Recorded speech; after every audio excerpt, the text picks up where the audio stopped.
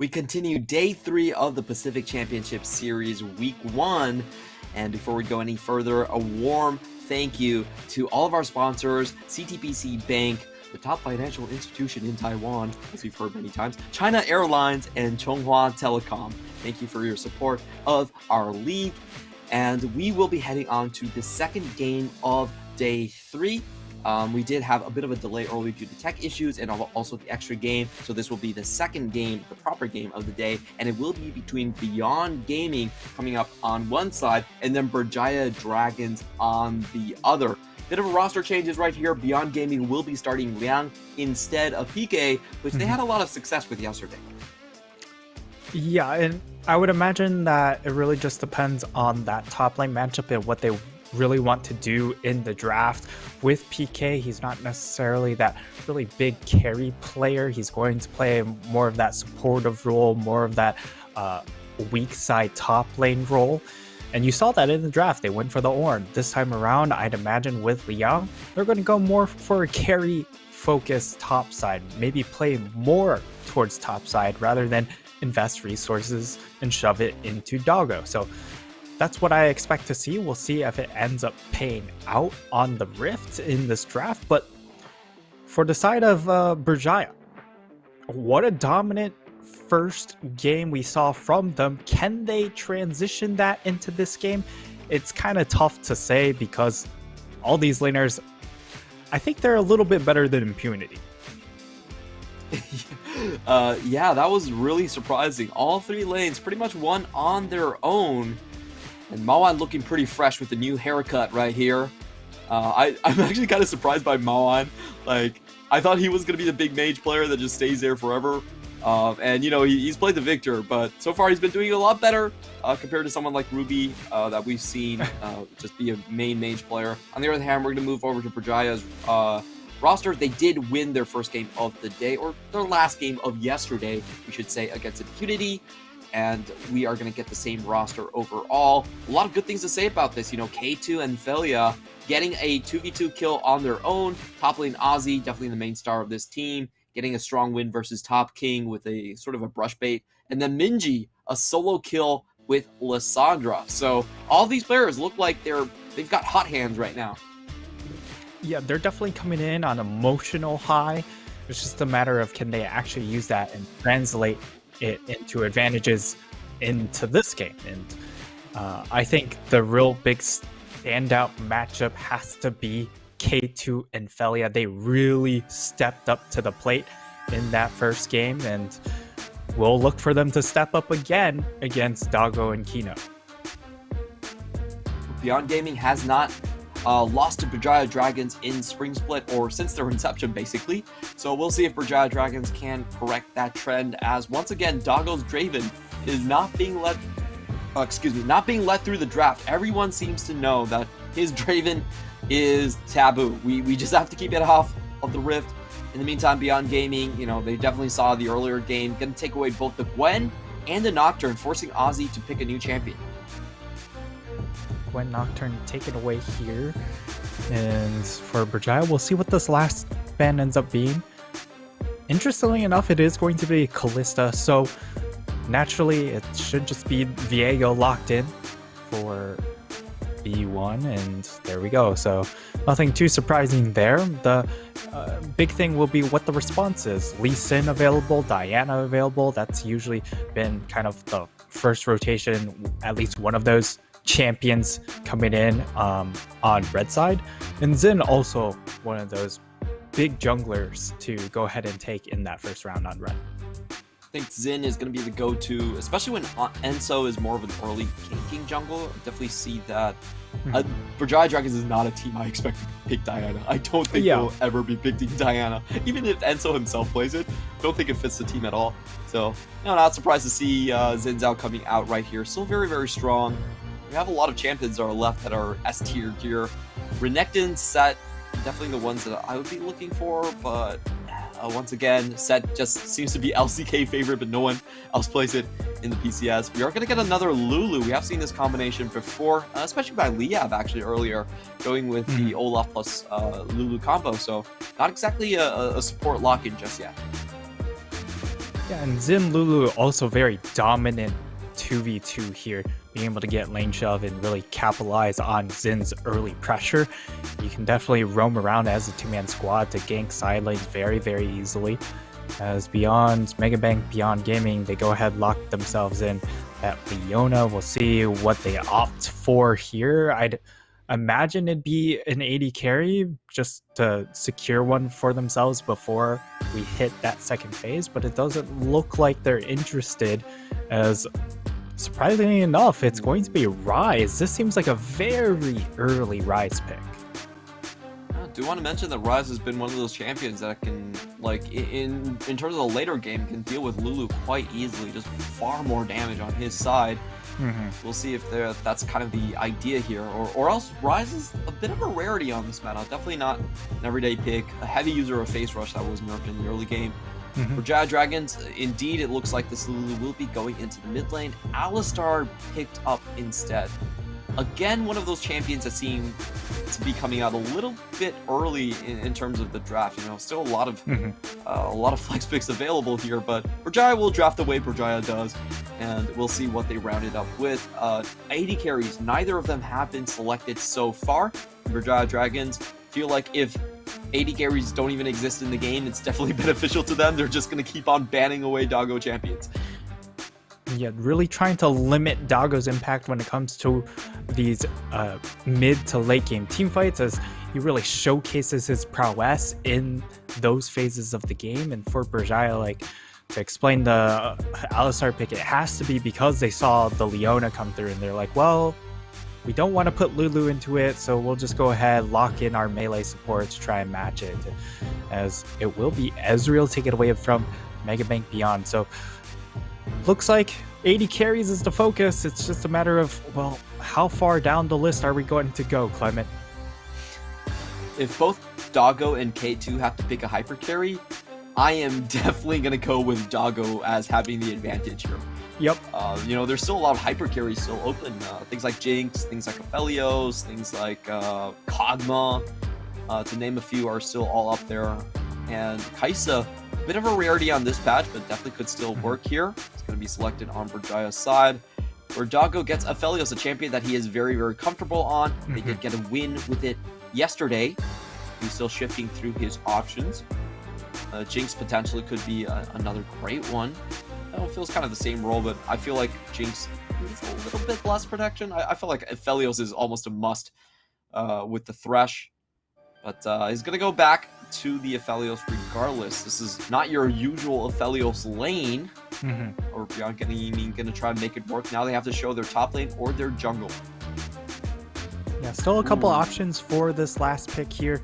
They could even go for something like a Volibear to keep their options a little bit open, but it does look like they are hovering onto that Camille, and it will be Camille locked in. So Berjaya, they still have the Renekton and Aatrox available. Renekton, one of the matchups into Camille that really favor the Renekton early on, but kind of peters off very quickly once Camille does hit 2 items. But a very, very good time here for Aussie up until that point. So I actually really like this top half of the map for Berjaya, but for Beyond, like Doggo, he's in a perfect position to succeed, because you look at what's over on the other side. Kai'Sa, she's going to be running into him. The Zin's kind of offering himself into him as well. Renekton and the Alistar. So if Doggo survives the initial engage, he really just gets to go to town against that composition. A lot of scaling coming out from Beyond Gaming.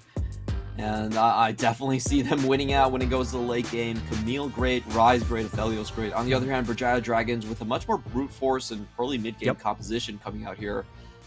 We see the Xin Zhao and Renekton. Neither of these are great scaling champions, but they should be crushing it in the 2v2 when they're up against Viego and Camille. So I still see a lot of potential on both sides of the roster. Which one do you kind of give the edge to, given the draft so far? Yeah, in general here, if it comes to tempo, it's definitely in favor for the side of Berjaya, because you're going to be able to shove in that mid wave with the Lulu. Yes, Rise can kind of match it, but you really want that first item, or to get that mana item on that first recall.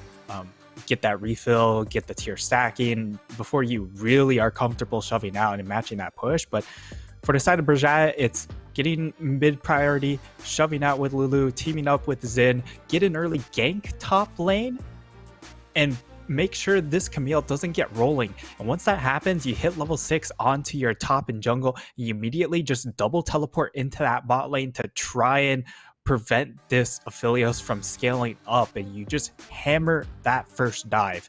I think that's really what this composition is going to be focused around for the side of Berjaya. And if that fails, well, I'm out of ideas. 15-minute or bust? Is that your call? Yeah, it definitely feels like it. They have a really good first team fight, maybe a good second team fight. After that, it's really all about Doggo. He's going to go to town. It is so scary. Yeah, I see that as well. Berjaya Dragons, in the mid to late game, their composition really has a dearth of engage options. Getting Alistar to go in is not always that consistent most of the time, but we'll see what they can do as we head on towards the Rift. Another day, another Aphelios game coming out for Doggo. I can't get enough of this man. If he gets hyper carries the entire split, I would be overjoyed. That is perfectly fine. I don't care what the meta is like. And it doesn't seem like Beyond Gaming actually care that much either. They're willing to swap in PK just to get some of that front-to-back action going.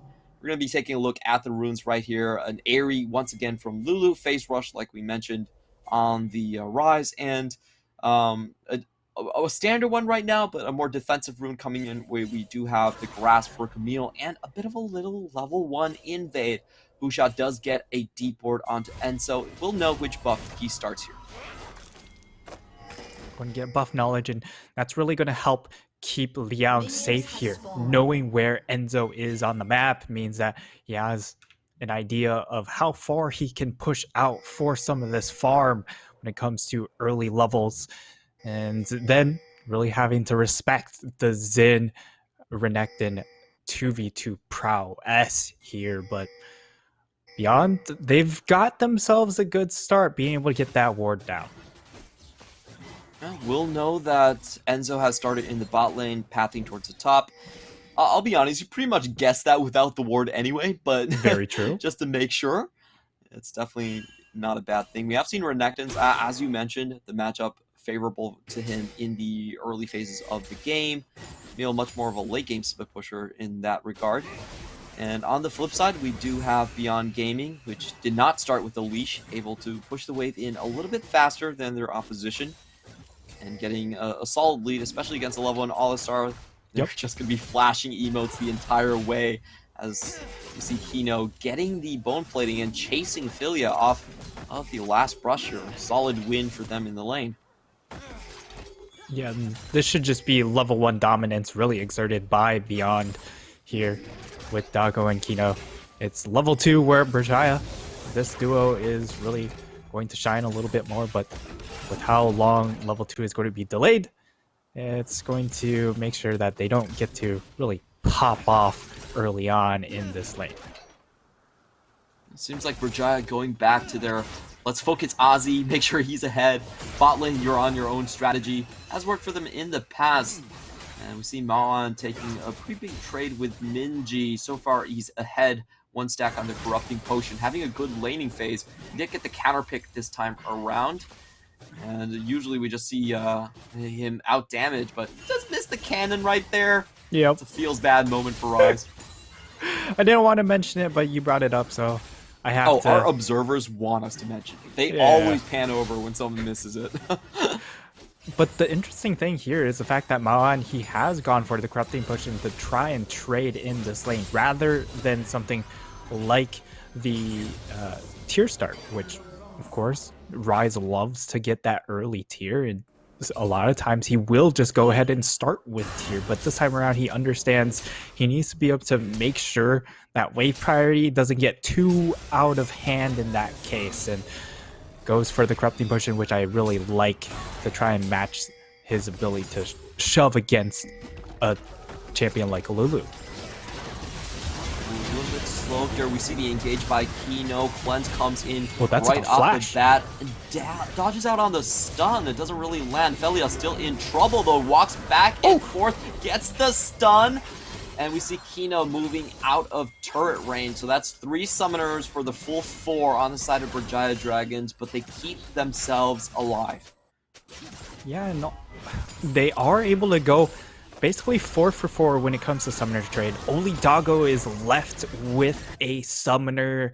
He does have his flash up available, but Kino at the very end had to use his own flash to dodge out on the W coming in from K2. But now Liang, he's taking a really, really bad trade. Tried to greed for some of that EXP, but now this wave firmly in favor for Ozzy. He can go super aggressive here. That was a beautiful slice right into the tactical sweep. Doesn't get hit by the percentage damage. And, you know, just keeps this wave continuously shoved in. Diego is coming up to pay him a visit.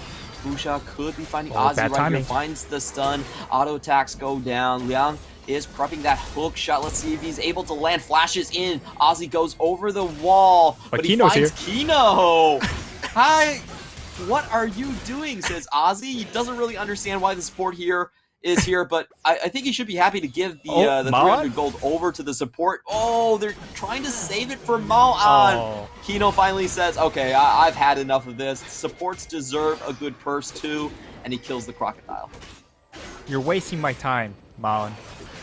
That's basically what he's saying there. So, unfortunately, Maoan, not enough damage on the E to be able to finish off that kill, but Kino... it's still a kill in their favor.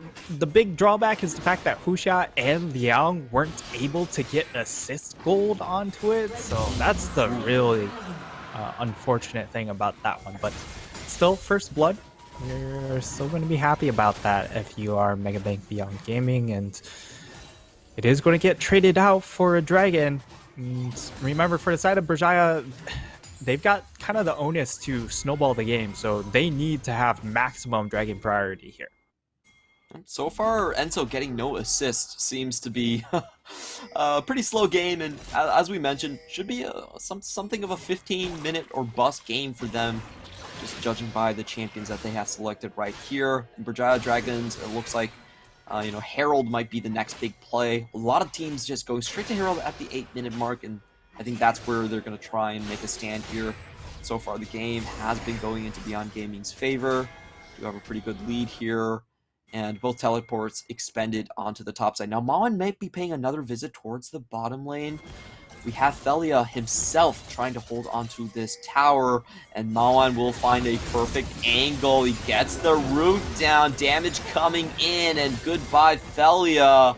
There's only one turret shot onto Beyond Gaming, and they get such a clean kill right here. Beyond Gaming, it feels like they're just taking a page out of PSG's playbook, and they, for multiple games now, they've just been going ham on these bot lane dives.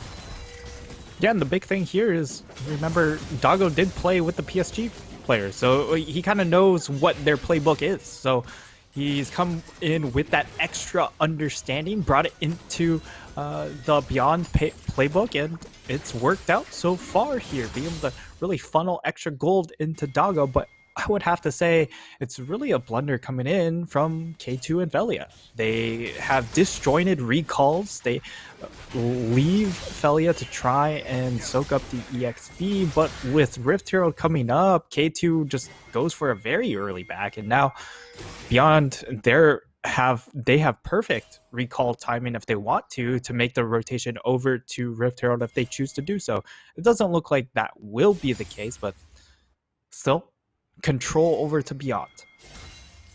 That bottom lane is not looking good so far for Berjaya Dragons. Already losing 3 plates on the tower. Doggo is once again massively accelerated. I would love to see the gold graph at this point. He's about 15 CS up, but with that extra 480 gold split between him and his support, it could get really, really bad. Kino going in with the level lead, opening up on Felia. Ignite goes down, and Felia might be once again forced to leave lane. You can see that the bot lane for Berjaya already anticipating another dive incoming. They're going to go into the inner tri-brush just to get a recall off, and this is really difficult for K2 to sit here. Yeah, and this is such an insane 2v2 advantage that they've garnered for themselves, because you look at the items, there's more fight stats on K2 over Doggo. But the fact of the matter, now Doggo has gotten his recall. He has now an item advantage. He's got also the first roam advantage here. Like, K2's going for the recall here, but he's going to be late to the party. So Beyond, they're going to try and make the play while they have numbers advantage. We'll see how it ends up panning out, though. Seems like both teams understand that Herald is going to be the fight that they want to take. Beyond Gaming with the lead, but Berjaya Dragons with the comp that should excel at this phase of the game. The scuttle is going to go over to Husha. He gets polymorphed. The fight is on Husha, dropping very low, but Enzo also on the other front side. Mawan is chased out of the fight, and we have Killer Instincts in here. Doggo joins, though, and they take Ozzy out straight off the bat. Dominus not able to save him. K2 doesn't find the trade back, and Filia is dead too. Double kill coming in for the Viego, and Leon is just waiting for that extra hook shot. Not going to get it just yet, but what a massacre by Beyond Gaming. For Berjaya Dragons, they have a lot of low health targets, but they've managed to finish off none of them. We're going to go straight into that replay here, and yeah, they go straight onto Husha, onto that Viego to prevent him from getting resets, but because they're distracted by the Viego, Doggo just gets so much free damage, and it doesn't matter if you can get a Viego low. If he gets that first reset, all of his HP is back in his health pool, and it's just an absolute slaughter fest for Mega Bank Beyond. And only 10 minutes into the game, but I feel like Berjaya's composition might have already expired. Does feel like they're falling apart at the seams right now, not able to get anything on the board. And boy, oh boy, that was such a good display of why Viego is such a busted champion in this meta. They try to full focus him out, he heartbreakers, and then comes back, finishes the fight with full health. They're looking at I don't think there's here, any other any other champion that could do that.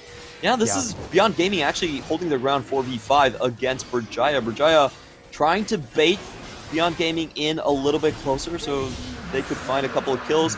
But Beyond Gaming are playing super safe. They've seen this script. They know this is the only comeback potential. They're not going to bite. Yep. And that's exactly it. They know that the only way for Berjaya to get back into the game is if they opt for really poorly timed dragon fights, and they know if they get to that second item, to that third item, they get better and better. Doggo with the Graviton, they're going to open up Ophelia once again, and he Lord. doesn't even have the Unbreakable Will just yet. Stuck on level 5. Doggo is going to flash his MSI PSG They Talon. can keep walking up. The heal comes through, another Graviton forces the cleanse. A little short on the Zenith Blade, but this is getting really ugly for Berjaya. Enzo stuck in no man's land. Everfrost comes down, has to pop the Crescent's guard. He is going to turn back around onto Husha, but Husha still has that. Oh, Husha goes down! But and for the 1v1 against Minji. So Berjaya finally on the board, but can Minji survive right here? He gets back to his tower and is able to whimsy away. Still a one trade for the side of Beyond, because they're able to get really low health bars onto the second target. They trade 1-for-1, and it also means that Maan, he's going to be able to get a little bit of tower damage, and now he has a little bit of free time because Minji, he's stuck trying to answer that wave. So all in all, still a worthwhile trade for the side of Beyond. And I mean, in that bot side, like, it's an absolute nightmare, because you look at that item on Doggo, he's got a completed Mythic at 13 minutes, and you look at K2, well, now he has his completed item, but he doesn't have completed boots. Definitely a solid lead for Doggo, and it's a lot more than the actual CS score is indicating. He's taken 4 plates already. He's got participation in 5 kills. He's going to get solo gold here, too. Oh, yeah. No one is there to actually, you know, steal from the 80 carries gold. This is exactly how the world should be. 80 carries should get all the plates. I say that myself when I'm playing 80 carry. I actually play top lane, though, but I understand the mentality there. And we see Beyond Gaming with the beautiful fork here. You know, they're getting everything on the map. Berjaya Dragons unable to answer on either side. Yeah, they're just getting so much value across the map. And yes, they aren't able to finish that last plate before plate plates fall here, but they're going to be more than happy with what they have already obtained. And basically, for the most part, as long as they haven't lost the lane terribly, they should be able to win out the game. And you're looking at this game state, they're not losing any lanes, they're winning lanes, which is even more bad news bears for Berjaya. Yeah, it seems like Beyond Gaming just have higher caliber players when it comes to the early game hookshot by Liang, just to pick up a couple minions. But we do see the rotation from Kino already is starting to set up the next Rip Herald coming in 2 minutes. And Dago in the meantime is going to have a fun time with K2. K2 flashing the white flags already. That's definitely not what you want to see in a pro game. Your AD carry going like, oh, okay, you know what? Take the tower, let me farm in peace. I surrender mid lane to you. Conceding tower there, but oh, Liang. Ooh, Ozzy with some nice moves. Slice and dice outside of the hook shot. Still doesn't win the trade though. In fact, very one-sided as we have the mythic completed by Liang already. Just, you know, you can't really out-trade without that mythic item. Ozzy gonna go in. He does have help from Enzo, but he might just be falling down. Has to go out. Hextech ultimate and comes back in. And Liang wins the 1v2. He gets the kill. Can Enzo actually get out of here? He's going to use Felia to try and escape, but finally he gets punished. Maoan on the flank, though. Everfrost onto Xin Zhao. And here comes the resets, baby. And that's going to be a full cleanup by Beyond Gaming. No survivors, no mercy on the top side. And Liang was just a bait. They get themselves a Camille, but at what cost? And the cost was everything. They end up losing so much there as we get to see the replay.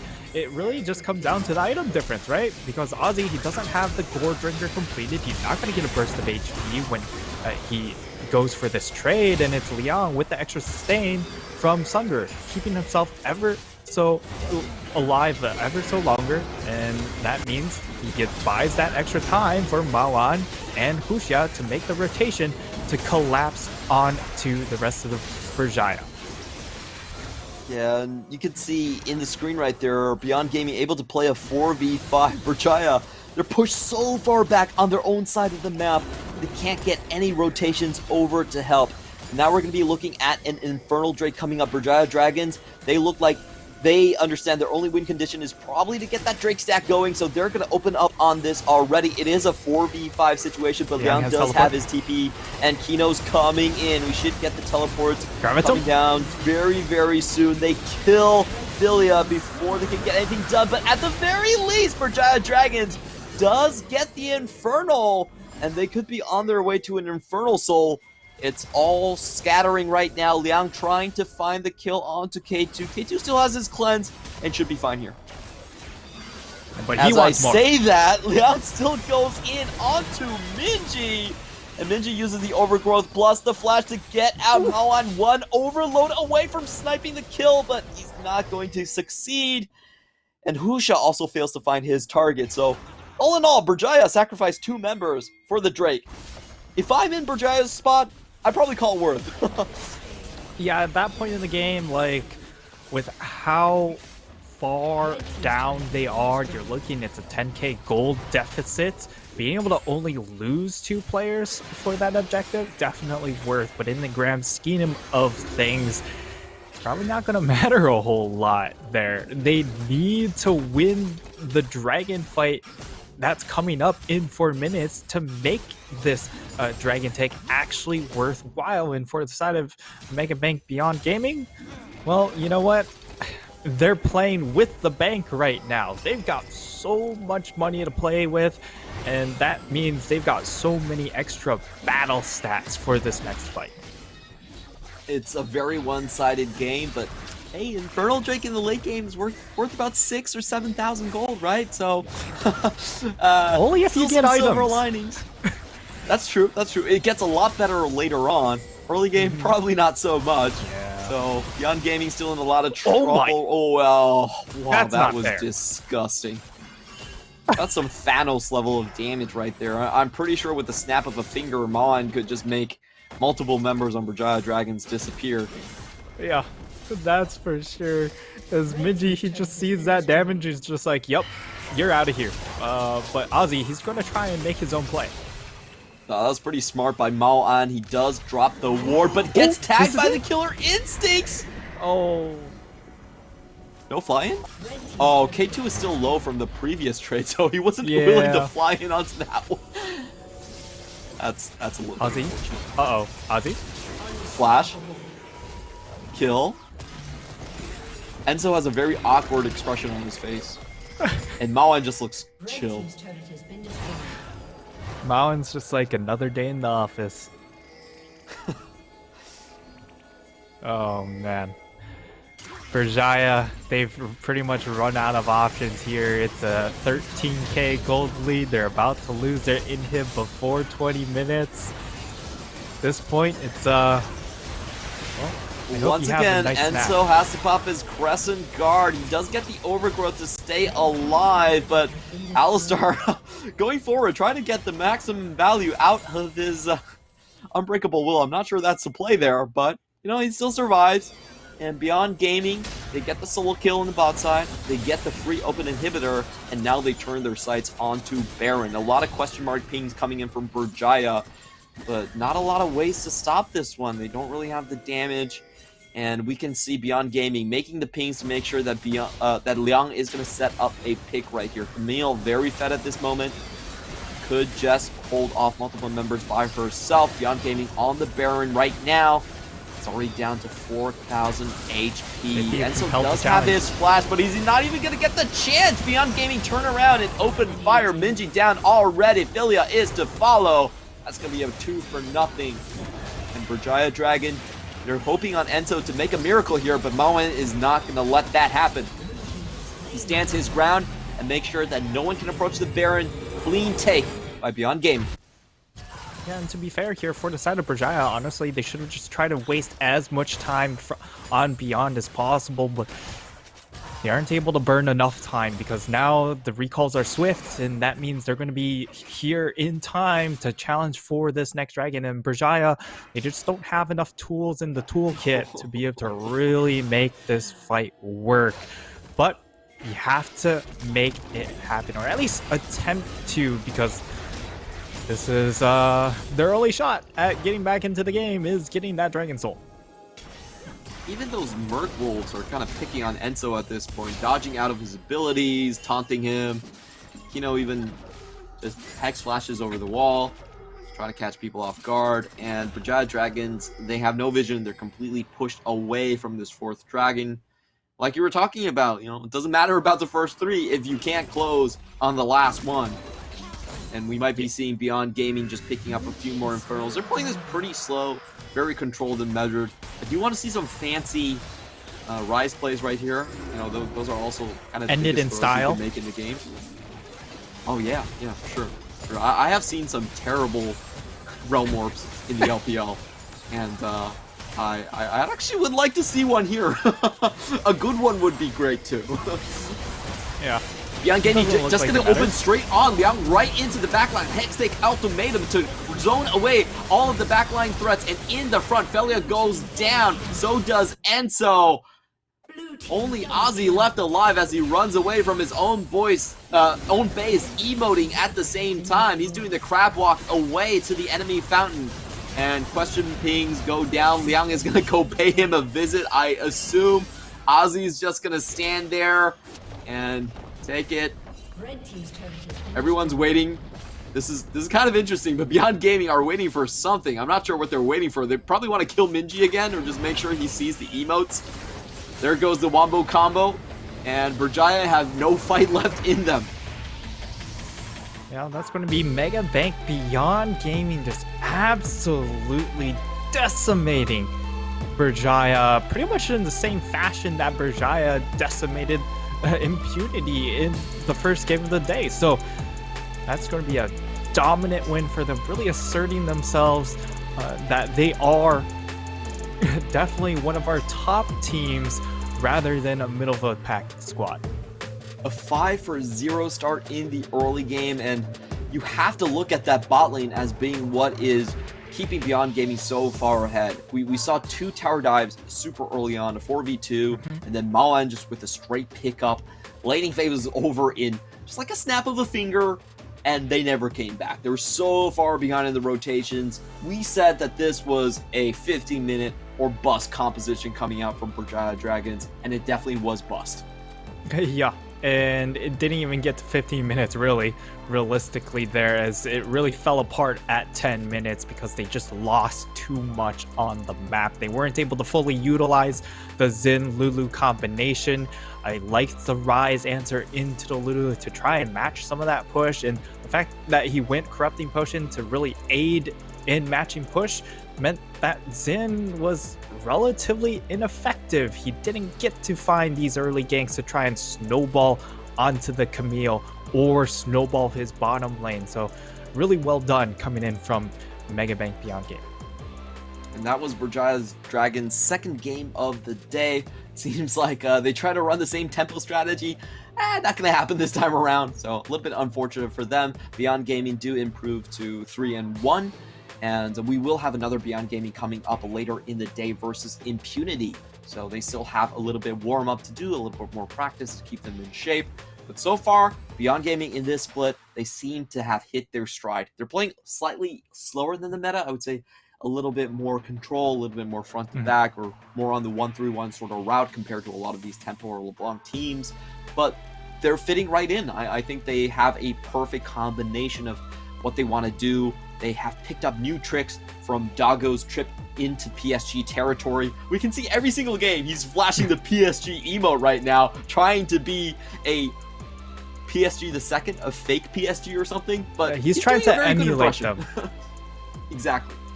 That's the best form of flattery for any team that you can do on Megabank Beyond Gaming side. I do hope to continue this one, you know. On the flip side, Berjaya Dragons, I feel like they still look a little bit lost. What would you want to see out of them in the next games to kind of improve their standing in the meta? I think it really just comes down to understanding the 2v2 with that Kai'Sa Alistar, because you saw lane mistakes that then forced later issues that all of a sudden Berjaya couldn't play around their top side. All of a sudden the game script changed that they had to force attention towards bailing out this Kai'Sa Alistar. So I would have much preferred a much better pick than Kai'Sa. I just don't think Kai'Sa really is a good pick in general at the moment, unless if you have a composition that really facilitates the Kai'Sa. Otherwise, Tristana. I personally think Tristana is just a better version of Kai'Sa. Oh, okay. Good take here. We definitely have a lot of Tristanas in the LEC, but first off, we have to congratulate Maoan on taking the MVP. Another perfect game for our MVP, 8-0-7. He was 5,000 gold ahead by the end, and he also damaged his counterpart by a factor of 4. So that's a tremendous performance from Maoan. When I was worried about Maoan. I honestly thought that he was on sort of the Ruby train, where he was a mage-only player trying to fit into primarily a fighter flex meta, but he seems to have found his groove. Yeah, and when you go and compare Beyond to PSG, that's really the big mismatch, where Maple, he can play pretty much anything under the sun, but then you look at Maoan's champion pool and you seem a little bit constricted. But if he's able to bring out performances like these, that might be the ticket for Beyond to go to that next level. Talking about PSG and Maple, they will be coming up next versus Machi. A huge blockbuster game, so don't go anywhere. We're going to be heading into game 3 right after this break.